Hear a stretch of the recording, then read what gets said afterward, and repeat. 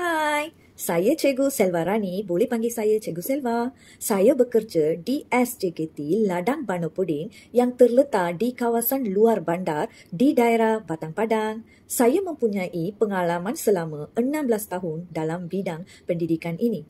Saya telah melanjutkan pelajaran sehingga sarjana dalam bidang matematik. Saya seorang guru matematik dan ketua panitia matematik menganjurkan beberapa aktiviti di bawah panitia matematik. Saya juga seorang guru inovasi yang sentiasa membantu murid-murid dalam mata pelajaran matematik. Sebagai ketua panitia, saya telah merancang beberapa aktiviti untuk murid menguasai matematik. Saya seorang guru yang berminat berkongsi inovasi bersama guru dan murid dan juga dijemput sebagai penceramah inovasi dan kajian tindakan di peringkat daerah, antara daerah, negeri dan kebangsaan. Dengan ini, saya telah dianugerahkan guru inovatif di peringkat daerah dan negeri. Sebagai seorang akademik YouTuber, saya juga telah memberi sumbangan dalam menghasilkan video pengajaran untuk murid-murid menguasai matematik.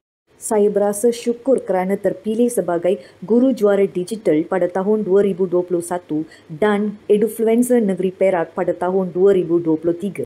Pada masa kini, kemahiran digital sangat penting kepada guru-guru, maka saya terlibat dalam pelbagai program digital di bawah KPM untuk meningkatkan kemahiran digital di kalangan guru dan murid. Saya berasa sangat bangga kerana dapat melahirkan kumpulan murid inovasi sekolah rendah dan telah menyumbangkan pelbagai anugerah di peringkat antarabangsa. Saya melibatkan murid-murid saya dalam pelbagai pertandingan seperti Kangaroo Match dan Esmo Match di peringkat kebangsaan dan antarabangsa. Murid-murid sekolah saya terlibat dalam pameran inovasi untuk menyebar luas inovasi di kalangan masyarakat.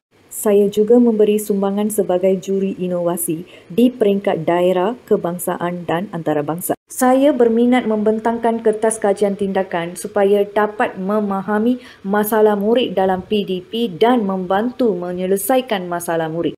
Saya ingin menyertai akademik YouTuber untuk menghasilkan video yang lebih kreatif. Saya berharap video-video yang akan dihasilkan dapat memberi manfaat kepada murid-murid dan guru-guru di sekolah. Dengan kesempatan ini, saya ingin mengucapkan ribuan terima kasih kepada mentor-mentor dan adik-beradik Ayu yang sentiasa membimbing dan membantu saya dalam menyelesaikan challenge 1.